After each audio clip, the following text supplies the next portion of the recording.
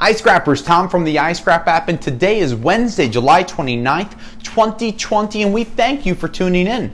For those of you that got the notification on your iPhone or your Droid through the app, we're happy to have people here. We're happy to have more participants, and we love questions. If you have questions about scrap, whether it be prices, how to take things apart, where do I sell my catalytic converters, how do you get the scrap prices, where do we go to sell our material and get the best bang for our buck, this is a time to ask. Every Wednesday afternoon at 1 p.m. Eastern, we try to go live. This way we can give you the opportunity to ask questions not only to a scrapyard owner, but to someone who has dealt with scrap for over 30 years and gives you the ability to ask questions that your scrapyard probably wouldn't want to answer. Our job here at the iScrap app is to help create transparency in the scrap industry, and we love these weekly reports because it gives us the ability to connect, answer questions, and share information. Over the last week, we have not seen much movement in any of the markets other than some of the precious metals, which we'll get to later on. First, we'd like to thank rrcats.com by giving us updated catalytic converter prices. And if you're looking to sell your catalytic converters, rrcats.com and the team over there has up-to-date prices, picture quoting, serial number quoting, and the ability to get you quotes every single day during the week. Now, over the last week, as we have watched the copper markets, we've been relatively happy considering they haven't moved. We tell people for years we like consistency. Consistency is the key to knowing how to buy, knowing how to sell, and to be able to have comfort in the market. Now, having copper be consistent over the last week has given scrapyards the ability to pay a little more money for their material, but at the same time continue to look at some of the trends that are out there and gives them a little knowledge on how to sell their material and how quickly they are going to get paid. Now, while you might not care about when the scrapyard get paid, how they get paid, and how much they get paid, on the other side of the coin, you do. What you want to be able to do is deal with scrapyards that are always paying you when you sell them material, have fair prices, and have the ability to explain to you why they're paying what they are. Too many people want to just tell you this is the price and move on with their day. You want to be able to connect with a company, to connect with a scrapyard that explains why the markets are moving like they are.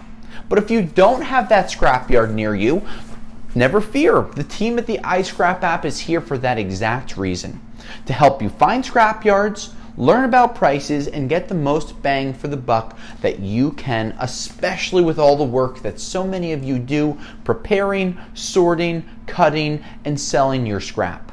So the copper prices haven't moved week over week. We've seen the national average for Bearbright around $2.17 per pound.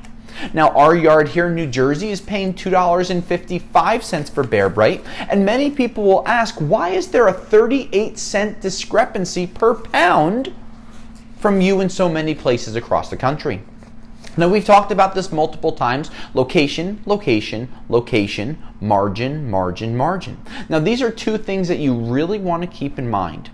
If you're in the middle of the country, if you're 100 miles from the closest city, if your scrapyard is much smaller, has 1, 2, 3 employees, does not have trucks, their overhead, their ability to move material, and the quantity of the material that they are going to move is always going to be less. So they're not going to have the buying power to be able to pay you more money because they might not be selling in large loads. So that's something to keep in mind. Now, on the other side, dealing with a larger scrapyard is not always better because their overhead is massive, whether it's cranes, trucks, equipment moving facilities. Some people have railroad cars, truck scales, equipment movers, handling, all types of things that are going to take up time, money, and if they have 100, 200 people working there, they're going to have a large amount of overhead. So they might not be able to pay you the top dollar, but they should be able to pay you more than some of the smaller guys would. Now, here in New Jersey, we're considered a medium-sized company, and we have a nice little niche that gives us the ability to pay a very strong price to many people, and that's one of the things that you want to look for. The partners that we have through the iScrap app, there are ones that sign up and then we try to promote them to give them more business, and they're generally the companies that you want to work with because they're posting prices and they have more information about their scrapyard online for you to learn about. Now, number 2 copper prices have been around $1.75 to $2 per pound. Yellow brass has been hovering around $1.14 per pound on a national average. We've seen some prices in the $1.30 to $1.40 range, but we've also seen some prices between 90 cents and $1 per pound.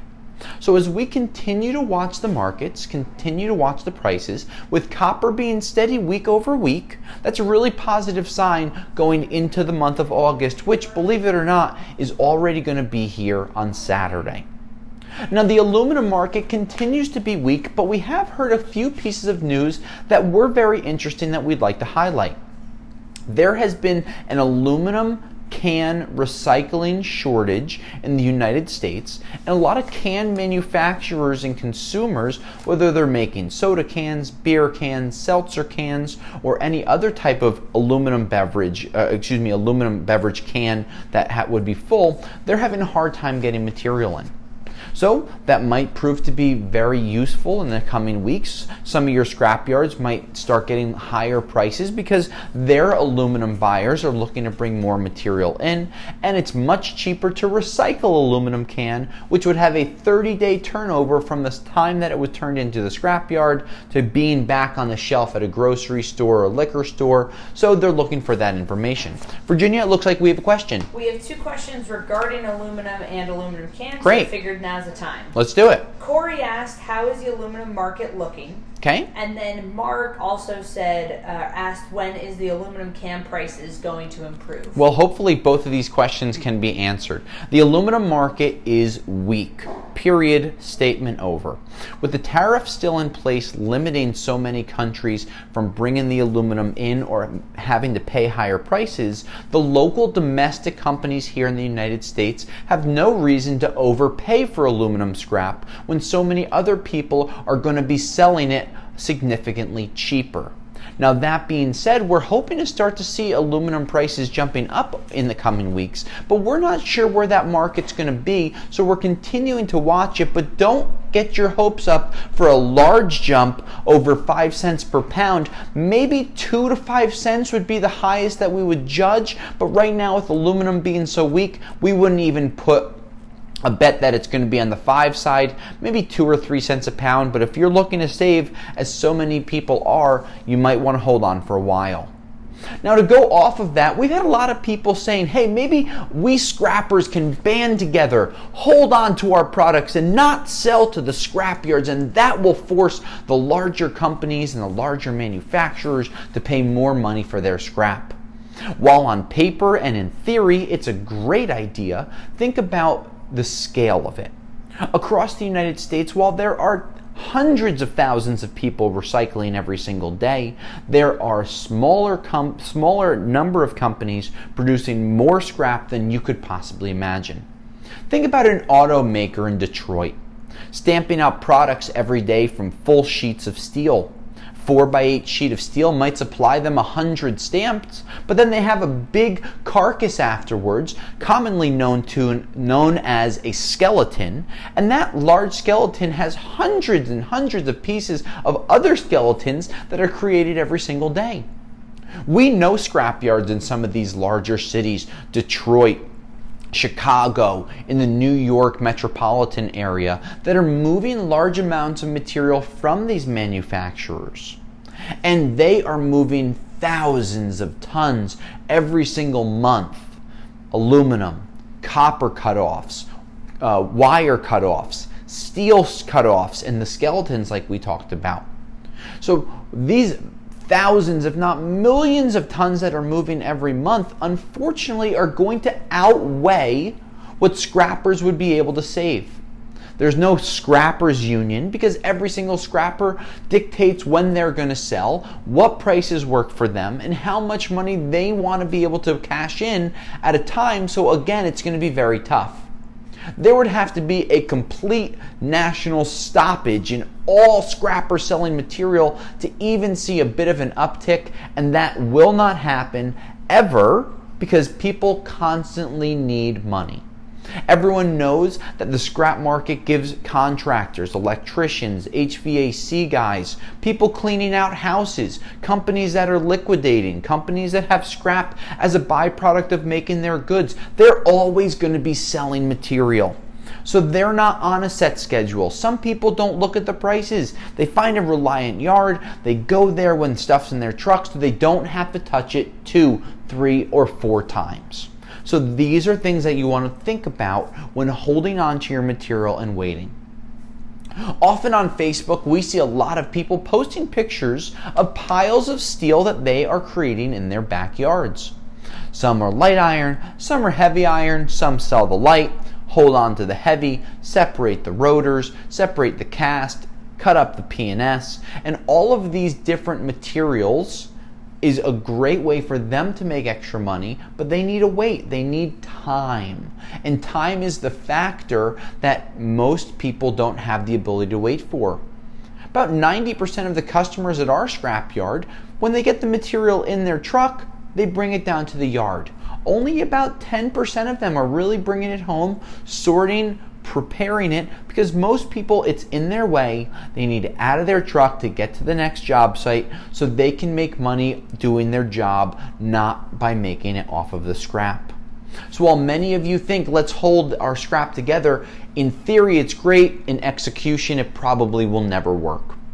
Now on the ferrous side of things, the steel market, the light iron, cast iron, P&S, unprepared P&S, number one, unprepared number one, all of the sheet, the shred, all of those different items, we've seen almost no movement over the last week.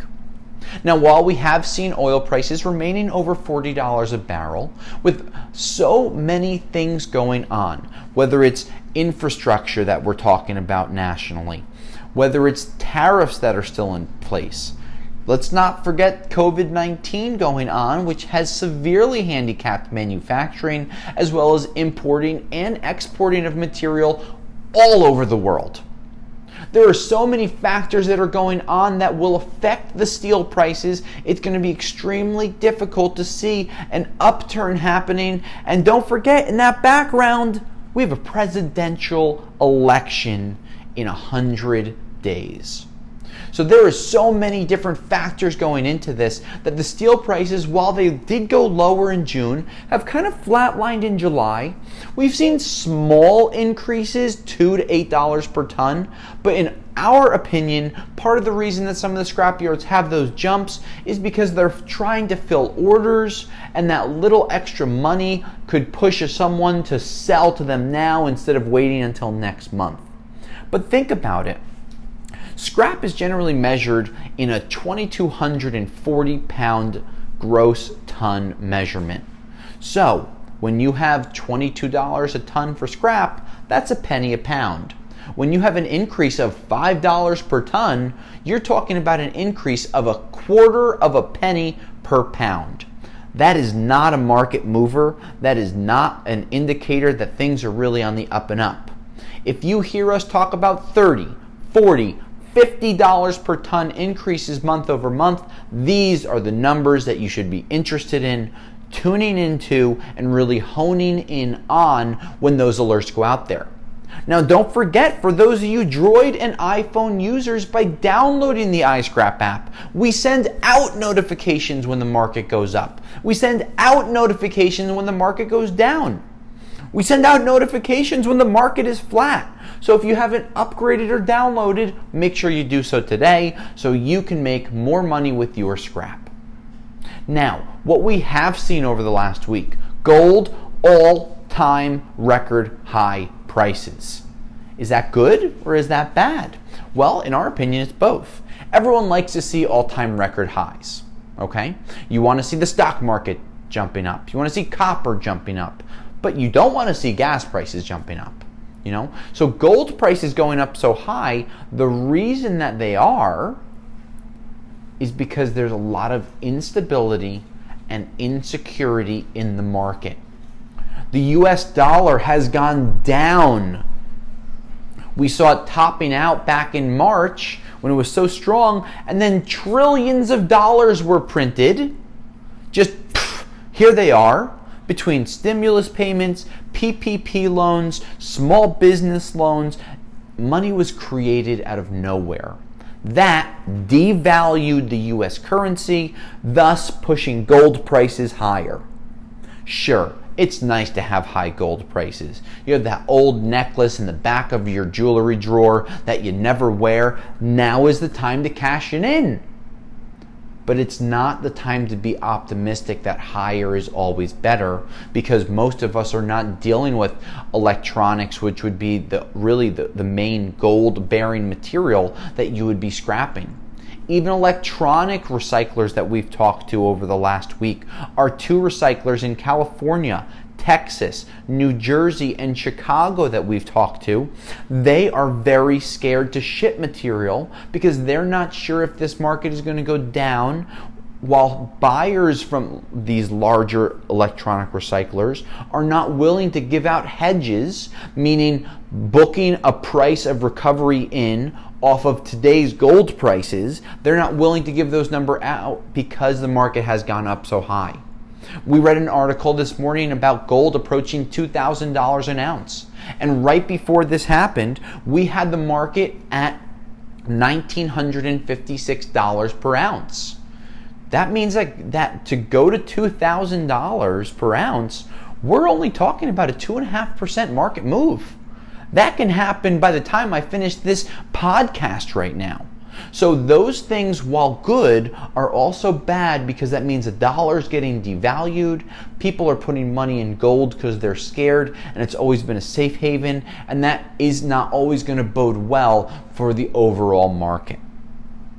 Now, silver has also hit 7 or 8 year highs, and we've been watching the catalytic converter market, and our friends over at rrcats.com gave us some prices to be able to look at on how the gold, platinum, palladium, and rhodium markets have been doing over the last week. So let's look at some of the prices today, the 29th, compared to 1 week ago, the 22nd. On the 22nd, we saw platinum prices at $891. Today, we see $919, about an increase of 2.5%. Palladium 1 week ago, $2,106 an ounce. This morning, $21.95, about a 3% increase.